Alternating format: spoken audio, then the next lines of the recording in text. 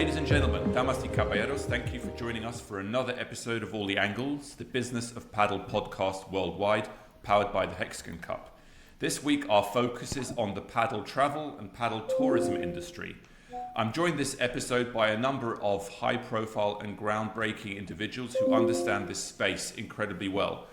First of all, we have Guillermo Del Grosso, who is the Operations and Events Director at Nueva Alcantara Club in Malaga. He has been involved in sports and racket sports facilities in Spain since 2004. We also have Alessandro Di Stefano from Padel Travel. He's the founder and CEO of Padel Travel since 2018 and is also a consultant for the development and launch of new clubs around the world. Thirdly, we have Fabio Zecchini. He is a startup advisor. He was the co-founder and CTO and CPO at Amusement since 2012 and is currently the Chief Customer Growth Officer at lastminute.com, as well as, of course, the founder since last year of Webera, who are also the official travel partner of both the FIP and Premier Padel. Finally, we have Tom Bergqvist, who launched the padel resort Padel Solta near Split in Croatia around 2022. He's been a recruitment specialist in Scandinavia, owning Move Up since 2001. So thank you all for joining us for this episode. Before we get started, if you enjoy this episode or have benefited from previous ones, please share, subscribe. It really does help. So, without further ado, let's get started. So I think my first question is really differentiating different types of padel holidays. And the way I see it are that there are two broad categories. Obviously, correct me if I'm wrong. The first one is what I would call the hardcore break, which is where participants, they want to play a lot. They ideally want to be coached by the best coaches or academies. So my example here would be someone attending a week-long course at M3 Academy in an all-inclusive kind of I want to level up trip. That's kind of what I call the hardcore holiday. The second is the lifestyle break, which is where the participants maybe want a beautiful hotel or resort or villa, but they also want to play padel daily. And maybe even they want to be coached as well to have that baked into the experience. They want swimming pools, beaches, maybe even a chef. They want to put their feet up, but part of the relaxation for them is easy or even competitive 2 or so hours of padel. So my question to this group, is that a fair way to simplify the padel tourists, or are there other types and species that I've missed? Well, I think if we are talking about active players, I think your split works. Basically, we can divide the two main categories between those who travel for padel with everything else as a bonus, and those who travel for tourism, basically, but just want to add they love padel and they want to add some sporting activity during their journey that start with other purpose. My easy and fun way to just split the two categories is ask if they bring their own racket. Usually the ones who go for an intensive course, they never just let their weapon at home. So the ones who just rent one on site probably are the lifestyle breakers. Okay. Anyone want to add to that? Fabio, I saw you nodding. Maybe, yeah, I can add. I completely agree with Alessandro. In reality, what I think there is also another angle that is a player or not related to the tournament and event, because what we see right now is a lot of people that are traveling because of one event, and they want to combine also the playing part during entertainment event. It is unique, especially for this sport, because if I'm going to see a soccer match or a football match, maybe I don't want to play soccer in the morning. If I go to see a Premier Padel in Paris, then the day after I'm starving for playing on the court because I see the champions, I want to do the same. And on top of that, I think more and more this is becoming one of the reasons of traveling, because it's one of my passion. It's not just a sport. So I'm going to Paris, not just for visiting Louvre and the Eiffel Tower, but I wait maybe for the Roland Garros major, the Paris major. I want to be there during the tournament. And then I go into also the other touristic attraction and experiences. So this is another angle that is becoming more and more important. Plus, we have the corporate event that is another angle, but I'm sure that Tom know better than me about the corporate event. Okay, let's start with the first two, and we'll come back to the tournament a little bit later. So, let's start off with these hardcore. I'm bringing my own weapon, as Alessandro put it, holiday makers. And I think Guillermo, you'll probably be able to speak a little bit to that, considering the NAC club in Malaga is quite renowned for its facilities, multiple courts, and of course, incredible coaching facilities and resources. When you're looking at the hardcore break, as I call it, what in your experience are the fundamental components of that break? But also, what are the extras that can really make the difference when people book those types of tricks? What's essential and what's bonus? Okay, in both cases, it's usually double day activities. Depending of the level of the player, the best training is not only learning exercises but also game situations and matches, especially with local players. They help the foreign players to compete with players of high level and not their usual friendly matches. But the destination for us is very important. And if it is accompanied by good weather and the beach, in this case, we are 300 meters of the beach, so much is better. In our case, what is the more important is experience. From the moment of arrival, the special treatment of the concierge services and the reception, the development of the teaching program, the gastronomic experience, or the cheap or relaxation option available to each player. For this reason, not only one reason, is a total experience at the moment to start the course until that you finish our experience. No?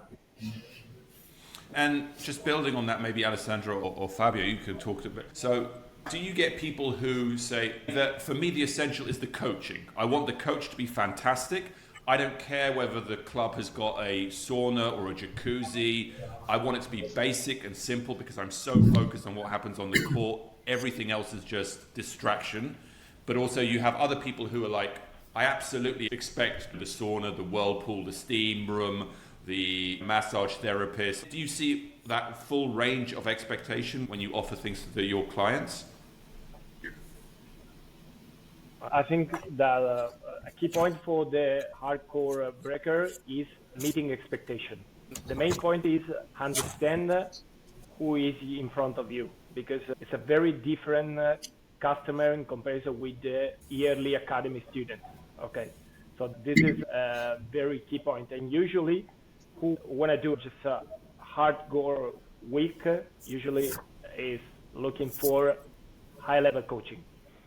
All the other, I would say that facilities, video analysis, training session are extra elements that help this customer feels like a pro. They usually wanna do an intensive course, and it's a bit funny because usually, if we think about other sports, maybe tennis, just not to go further, who is looking for high performance training or intensive week is usually people in good fit and young.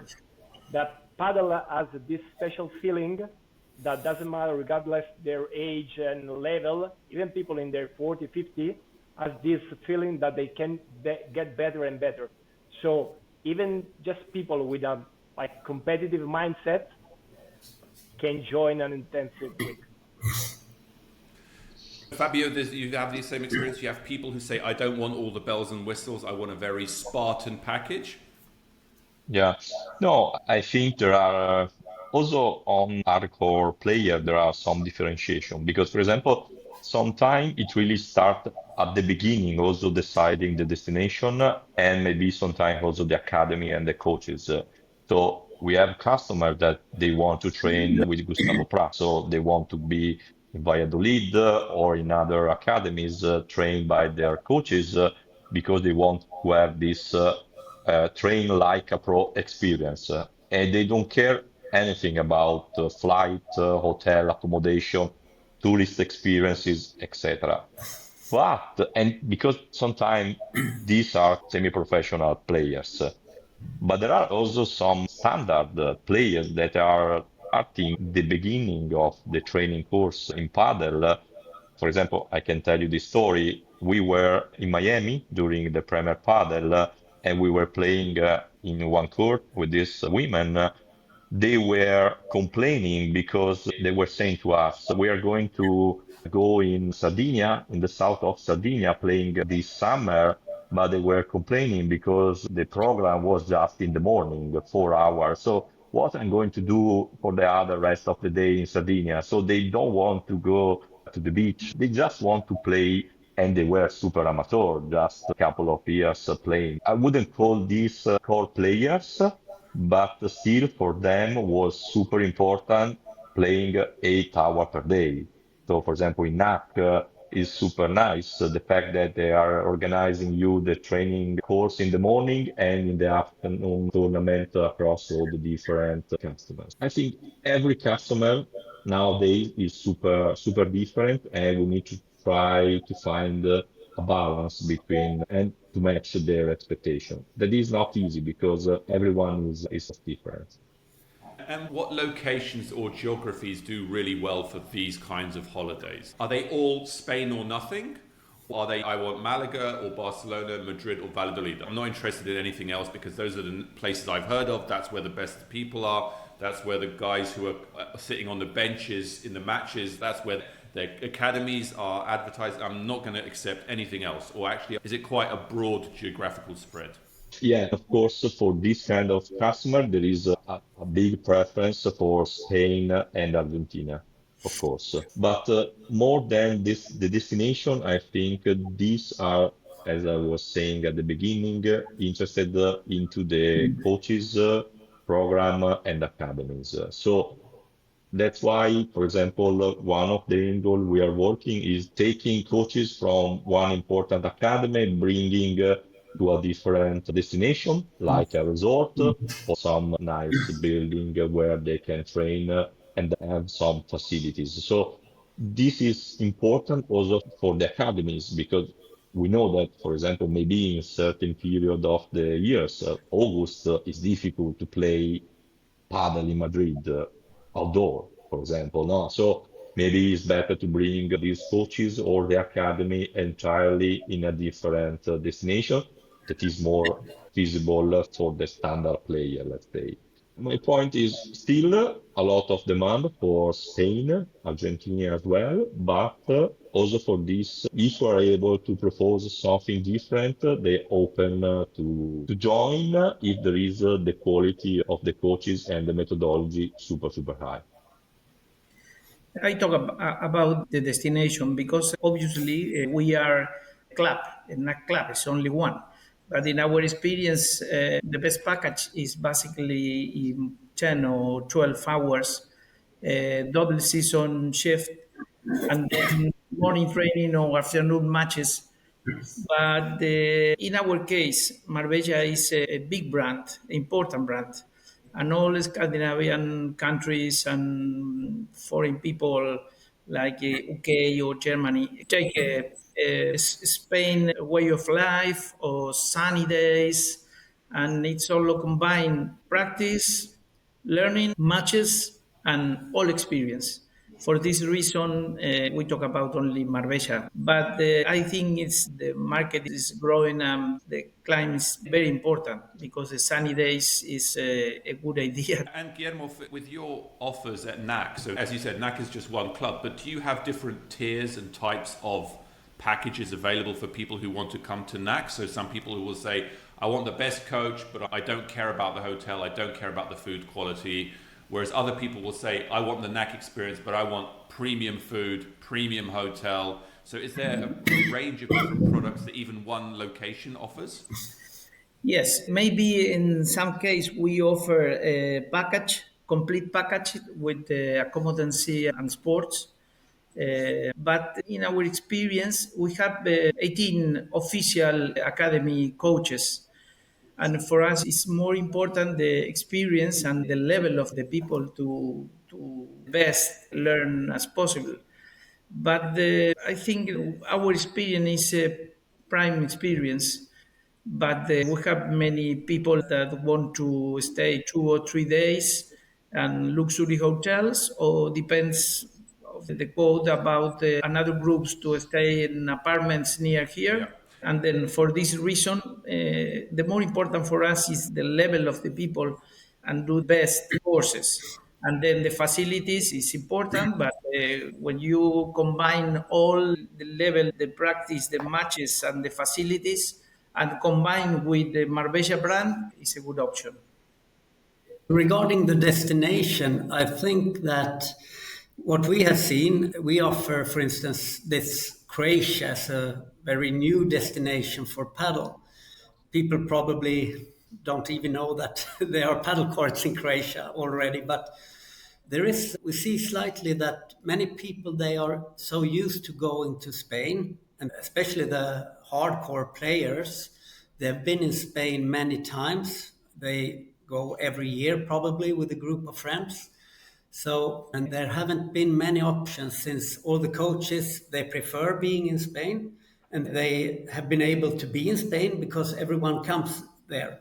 But I see also when I speak to different academies and paddle coaches, you and I have talked, Alessandro as well, coaches also, they want to come outside of Spain to gain new experiences, to meet new people.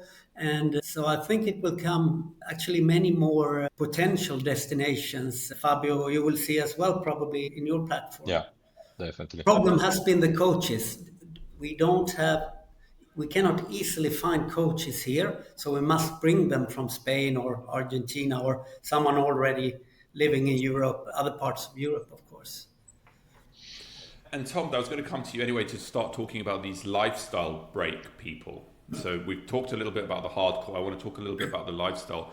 So can you talk a little bit about what are the fundamental requirements of the lifestyle break customer and what are the extras that are less important? Because I'm trying to understand the difference between the two. You can use your introduction and saying also for this leisure travelers, there are hardcore leisure travelers. As you also said there, and there are those who, okay, it's nice to have a paddle court. We can play an hour of paddle at night if we want.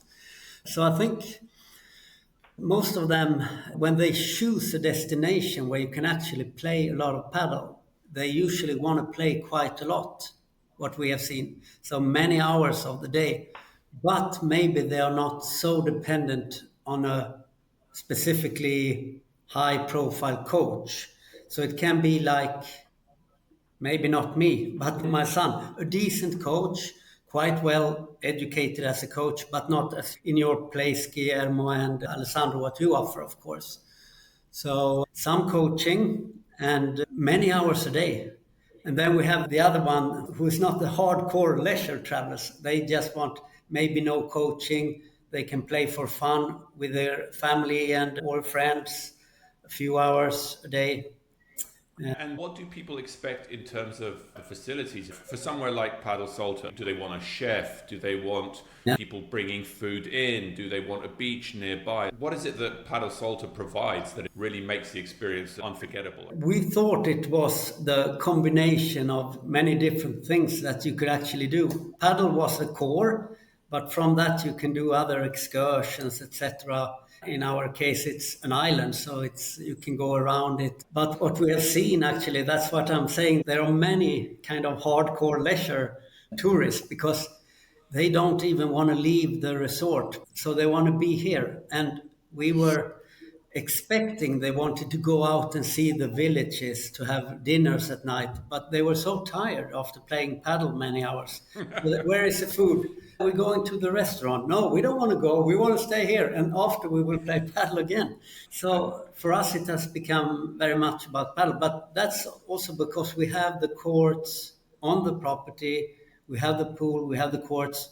But in your case, maybe in Spain, you have other options because they don't live where they play all the time. So they must leave for their hotel and maybe they go to the city for a dinner or so. So I think it depends. And do you, just a side question, Tom, do you see people coming to Padel Solta bringing their own coach? Yeah. wanting to bring Yeah, their own coach? we have many groups. They bring a coach of their own. Yeah. So from different countries, and we have many guests from the UK, for instance. They don't bring coaches themselves, not yet. It will come. I know it's growing so fast in the UK, but we have from Belgium, from Austria, from Denmark, and the Nordic countries. They bring a coach as well. And maybe they want an assistant coach. We can provide them with an assistant coach. Talking about Padel Solta, but could be also NAC. What I really see different since when I started back in 2018 is the level of customer care around the paddle experience. When we started, we actually was one of the reasons why we joined this market was a lack of quality service around, let's say, around the court.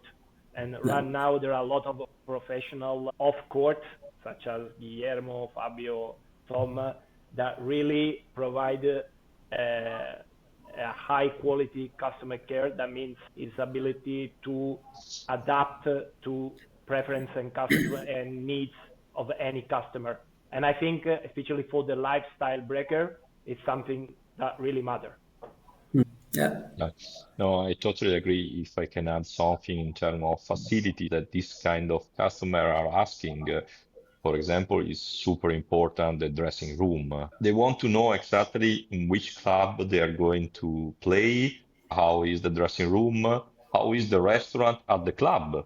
Maybe they are staying in the hotel, they choose a five-star hotel, but also because maybe they are spending some hours there, they want to have also lunch, they are asking us what is the level of the restaurant, or maybe can switch the club with the same coaches just for the restaurant. Okay, this is super interesting, and we saw the different type of customer also because they are asking for different class of businesses in the flight, for example, for the hotel, the position of the hotel. Maybe for the hardcore players, they want to be super close to the club. In reality, the leisure, they want to be close to the touristic location. Like I want to be in the center of Malaga with my hotel because after I played a couple of hours of paddle in the morning, I want to spend all the rest of my time with other people that are traveling with me, with my girlfriend, wife, or friends, maybe having more touristic attraction or experiences, or maybe going have an hotel close to the beach because the rest of the time I want to spend by the sea, etc., etc. In terms of also customer requests is super different. That's why what Alessandro was saying is important. We need to be flexible and adapt our offering based on the customer needs because everyone has different objectives. In all case, the most important thing is to accept the client expectation. The more important is try to get the best experience to training the drills, the times, the levels, and then probably the another things about the paddle experience maybe it's better or better depend of the restaurant experience or the places. I don't know, but I think everyone wants the best experience to the people, no? And Fabio, I want to come back to you on these tournament visitors that you Yeah. raised at the beginning, the third category. So obviously you've got partnerships in place with most rights holders. I guess tickets to the event are pretty fundamental, but what else do these holiday makers expect to be provided around that core proposition? Yeah, yeah, I think we are not reinventing the wheel. So we are taking what is already working in other sport. No, if you think especially NBA, NFL, America sport, the event is not just a sport, but it's an entertainment moment. For example, as I was saying at the beginning, we are trying to combine moment while you play at the moment where you are in the tournament event, maybe seeing the matches packages is super important.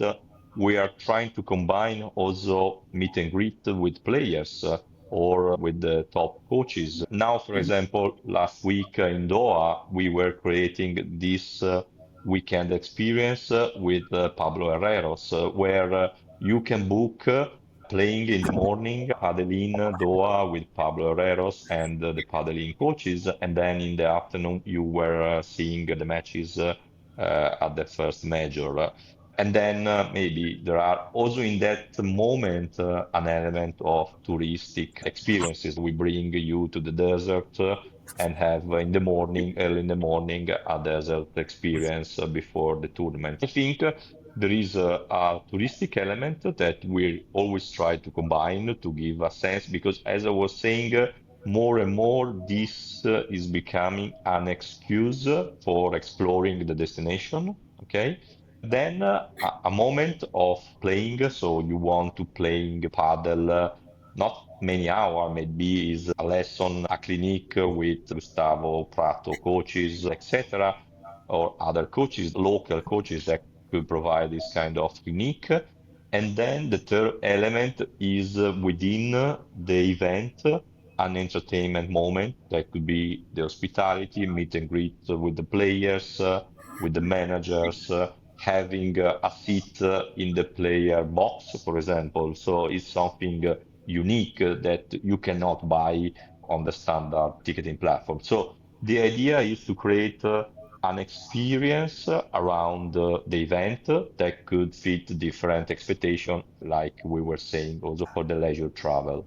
Because also for the Premier Padel and FIP is really important to start having this kind of people from abroad traveling for seeing the match, not just for the local destination, because otherwise also the number of destinations where you can organize this event is really limited. Instead, if you're able to start moving people, then we have a variety range of destination and venue that we can choose for this kind of tournament event. I'd like to now zoom out a little bit about the industry at large. Alessandro, you touched on this already about how the space is maturing since you started in 2018. Are we still in the early days of the paddle travel tourism movement, or are we actually now more in phase 2 and phase 3? And how has the space evolved? What are you seeing? How have the expectations evolved? Actually, a lot of things happened since 2018, to be honest.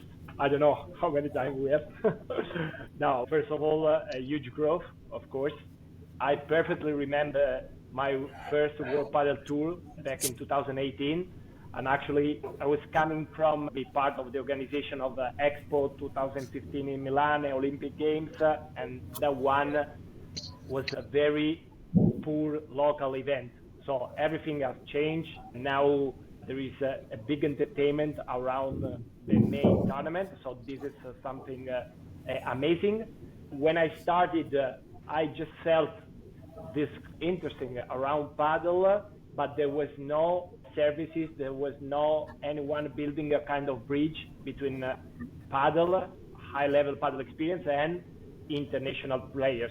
To be honest, Spain specifically was totally stuck. Okay, they don't look at the international market as an opportunity. I think COVID was the turning point. COVID changed everything, so it had also a positive aspect, because of course paddle start growing everywhere, and also people start traveling for their passion. So in this case, for paddle. And talking about paddle travel sector, the main difference is that at the beginning was something very amateur. Someone contacting a club, I don't know, some guys working at travel agencies trying to just collecting people and doing some very amateur experience. While right now there are many professionals that are really elevating the level of the experience. And also it's important because talking about international market, usually people book 2-3 months in advance and 2,000-3,000 kilometers away from where the experience will take place. That means that they need trust, credibility. This is I think our key aspect. And talk about where we are, I don't think it's a mature market. Why? First of all, probably Fabio has some more data, but most of the paddle travelers are based in Europe. So just one continent. And talking about one continent, probably the three biggest countries, UK, Germany, and France, are in a very early stage. And another key point from my experience is that even the mature market, for instance, still our first market is Italy, where maybe some other paddle product supplier, such as, I don't know, court manufacturer, are suffering or can consider the market mature. Italian paddle traveler still traveling a lot. So I think there is these two positive aspects. In the mature market, people still keep being super happy to travel for paddle, and a lot of the new emerging countries in Europe, of course, there is a big attention to US, Asia, that are, of course, countries that their sides can really change the game. I think we are still in an early stage. There is still a huge room to grow. Fabio, would you agree with that? Definitely, yeah, I agree. Also, from my point of view, we just started, but also from my point of view, we are still at the beginning of this journey. Of course, Alessandro started this journey a lot I'm of old. time ago, and he has a lot of knowledge on how this evolved in the last 5, 7 years. But still, I think we are just at the beginning because I totally agree. This is connected with the emerging market. So the reason for travel for paddle is because I want to train with the best coaches. We talked about this at the very beginning, and now the best coaches are located in Spain and Argentina, and now they are start moving. As Thomas was saying, let's bring Spanish coaches to Croatia, of course, because it's an amazing destination. I want to play there. So if there is a good quality. But in terms of customer origin, I think is starting right now because UK, France, Germany, but also Italy is starting just in the last couple of years. And then there is the all the Nordics market that is already following touristic corridor. Nordics coming to South Spain for holidays is something happening for the last 30 years. So they are just bringing a new element, a new reason for traveling there. It's not just for the good weather, it's because my passion, because of my sport, paddle. And everything will change when the emerging market or emerging continent will come into the game. As I was saying, I saw how fast is going paddle in US in the last 12 months. I was not expecting that. I think we need to expect an acceleration. So not having 30,000 court in 2030, but probably before. So definitely this is something happening probably earlier. And also we are receiving requests from Africa. South Africa is emerging, Asia as well, Russia. I was talking with a lot of people selling clothes and equipment that now also Russia market is starting. Saudi Arabia, etc., is already there. So I think we're going to see a big boost in the next couple of years, not decades. Maybe it's a bit aside of the paddle tourism, but I think it's not because we see also many paddle clubs and paddle centers. They want to create traveling for their frequent players because Definitely. at least in the Nordics, we feel that they sometimes lack the feeling of being part of a club. We have a big problem. People play a lot of paddle, but they're not members in a club. So the paddle centers, they want to create a feeling of a community. They offer traveling every year to Spain or to different destinations. So I think that will be an add-on as well to growing the paddle traveling very much the coming years. Alex, can I add something about what Tom just mentioned? Because I think this is another key point, because in general, the local paddle player is not so loyal, no, in comparison with other sports, like maybe tennis player play all life long in the same tennis club, no? While especially in the emerging market where there is a high demand and low supply, usually people play where there is a court available. Opportunity like traveling together really help to make your customer more loyal. This is something to get closer and not just a 90 minutes experience and then go back home. This is something very important. And another aspect, especially when we talk about hardcore or traveling to Spain, is that that travel is aspirational. That means that people go back and the ones who play 2 times start playing 3 times. The ones who don't want 2 classes realize that with some classes they can get their padel to the next level. So it has many different positive aspects of padel traveling. And Guillermo, I wanted to ask you, over the recent years, last 5-10 years, have you really seen a change in the proportion of revenue that comes to a club like NAC from padel tourists and padel travelers? I'm sure it used to be the story that in NAC most of your money would come from locals, people who were from Malaga, who were members, who would play there. Are you seeing that through just the numbers and the number of people on court that actually the padel tourist sector is becoming bigger and bigger for your business? Yes, the sector has grown in the last 3 years, and in our case with Scandinavian and Nordic market, but in another seasons, maybe Middle East people in July and August. And I work in the sector, the paddle tourism and hotel industry for many years, and I have management of luxury resort also.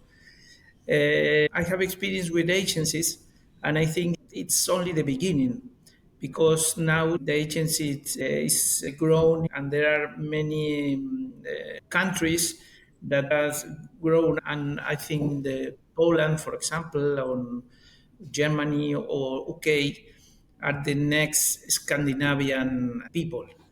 For this reason, I think the next years will be more important for agencies to do good work to new markets. And we're running a little bit low on time. I just wanted to, what's this group's advice for agencies or destinations? What are the mistakes that they're still making in terms of their offering, maybe even their marketing and communication? Like, what's your advice for if you want to be a destination that is considered credible and relevant for this market? What are the do's and don'ts?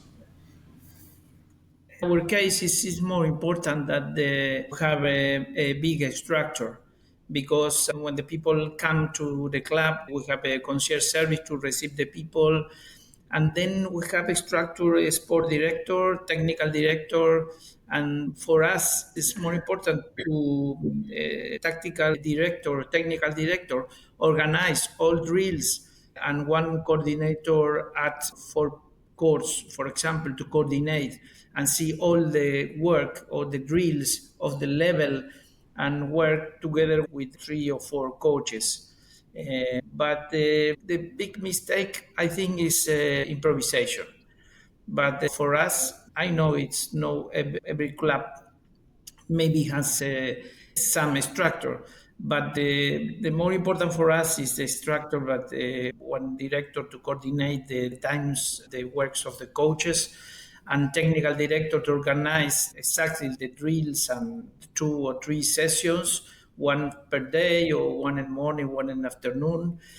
And then in the club to always has one people to coordinate all the necessity of the people. And then it's important to grow and continue growing, improve ex- experience, customer experience. And for this reason, for us, it's more important to have not improvisation, organize all the trip, all the moment. Okay. Anyone else? Any advice? Any do's and don'ts? Yeah. If we go to the more leisure players, travelers, I think what we have heard a lot already is that do we have free access to the courts?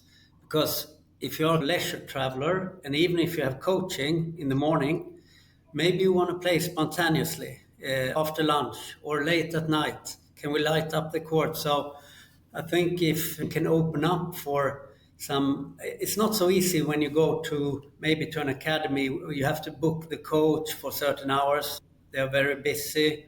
But can you maybe arrange a few courts for the group to have free access where they can play spontaneously whenever they want?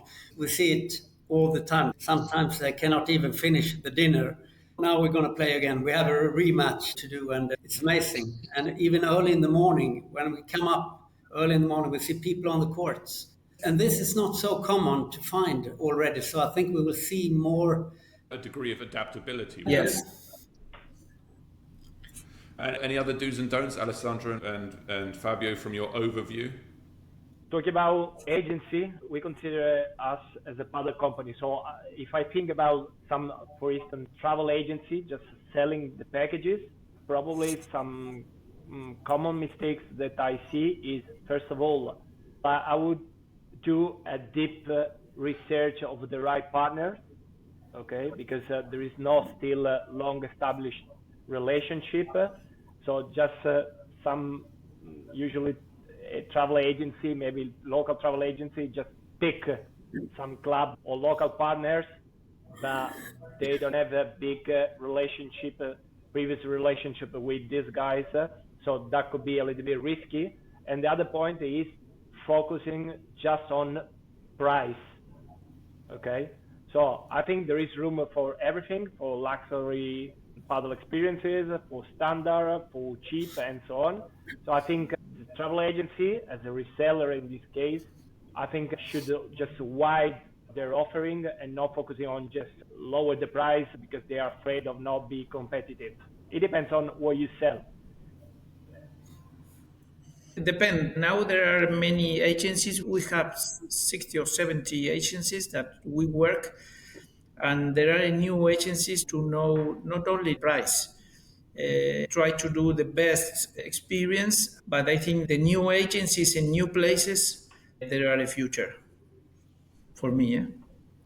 I totally agree. And what I want to put on the table is the angle of transparency, because of course, if we talk about Marbella, we have a paddle travel experience or 1 day paddle experience could cost 50 euros till 500, no? And of course, there is space for everyone, as Alessandro was saying. What is important is really be transparent and show exactly what's included, what's not included, why this has this kind of price, what is the quality, the level of the coaches, facilities, etc., etc.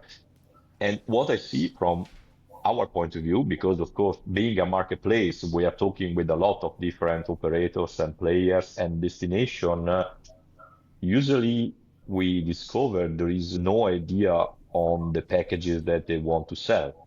No pricing, not what's included. Right now, we are the ones saying, hey, provide me a price for this kind of packages, because I know that is what the customer is looking for. 1 day, 3 days package, 5 days packages, and then all there are the optional element, 4 hours of coaches, 8 hours, 5 hours, etc., etc. So I think the problem I see is there is no one at the moment really taking care of that, because they are receiving requests every time I do something from scratch, I do a different pricing, etc., etc. Instead, we need to work in a professional way. We need to create packages that make sense for the customer. There is a reason to choose that packages or instead of another one. And then the price is no more a decision component.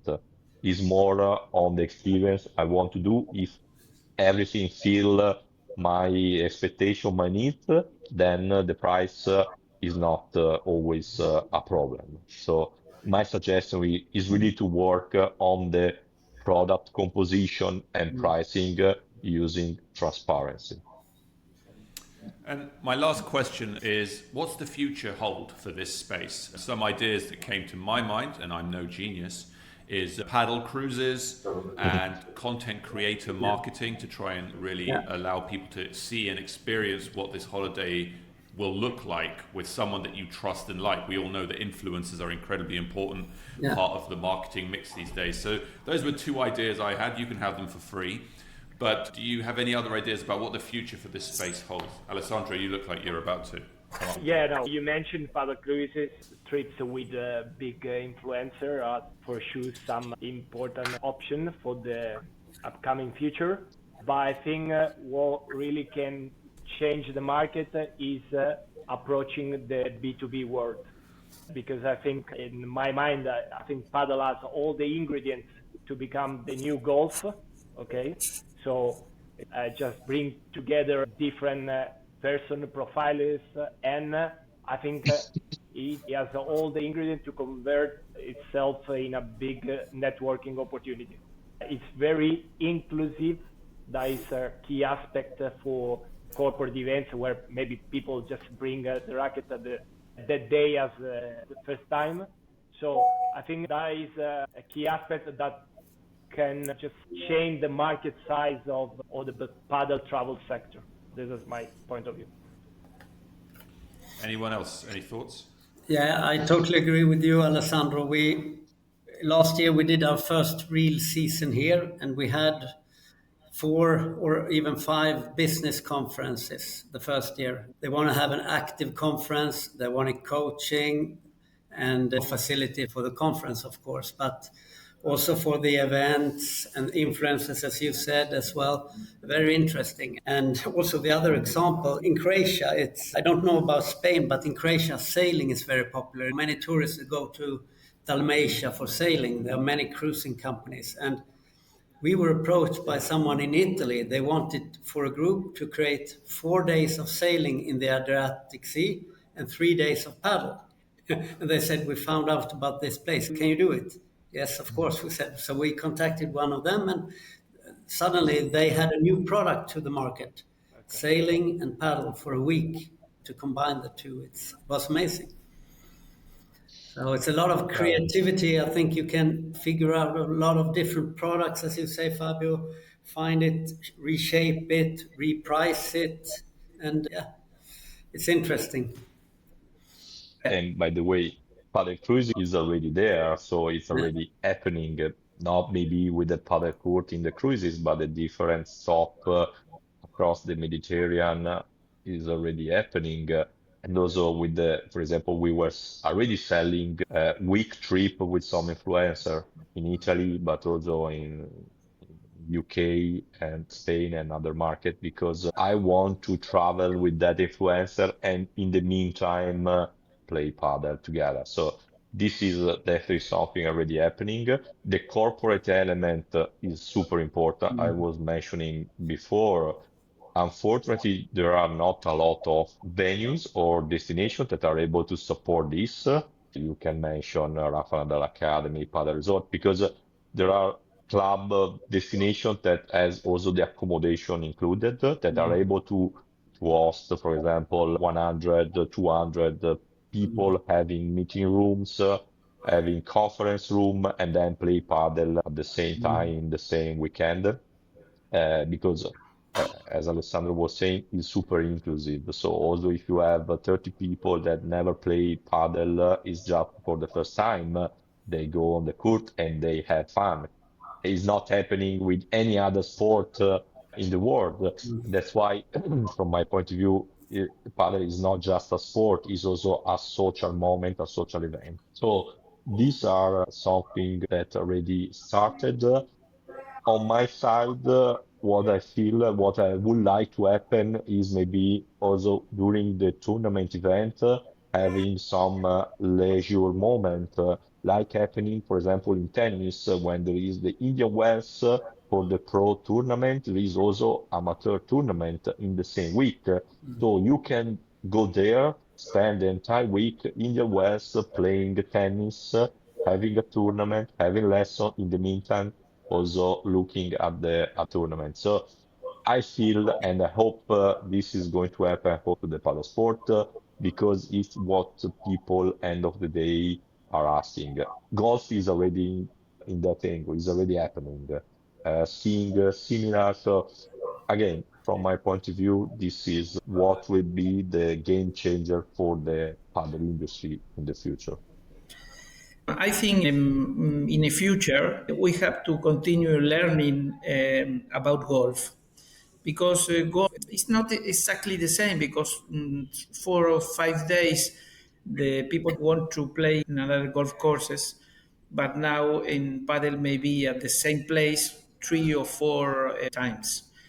But I think that golf is a model that we have to think because the agencies to try to get the new groups, and for this reason, tour operation is a more similar model that I think it's similar at the future of the paddle. I think that we will learn much about golf and golf agencies.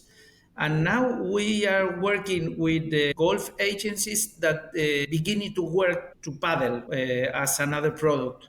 And then in this case, I think it's a future. If I can add something, because I studied a little bit the best case about golf travel, and I think there is some aspect that we try to copy or get inspiration. That is, first of all, in comparison with paddle, you have a high spending customer or a higher spending customer. So this is a good point. Usually they do off-season travel, okay?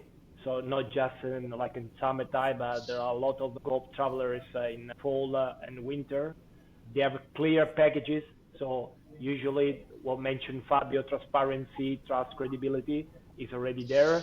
And usually they have an average of longer stay in comparison with paddle travelers. So this is something that probably it helps to get more revenue. They have a lot of dedicated facilities. So there are a lot of golf resorts that also helps in case of B2B events. And of course, is probably the main reference about networking. So I think it's a very nice word where paddle can learn a lot. That's a great summary to wrap up this episode. Again, please share and subscribe if the content was thought-provoking. Please comment on LinkedIn if you have any recommendations around our format, topics we should devote an episode to, questions we should ask, speakers we need to bring on. We want you all, those driving the next phase of this industry's future, to tell us what you want to hear about and who from. So a quick final thank you to Alessandro, Fabio, Guillermo and Tom for joining us today. And we will keep doing our best to cover all the angles of the business around paddle, episode after episode. Until the next one.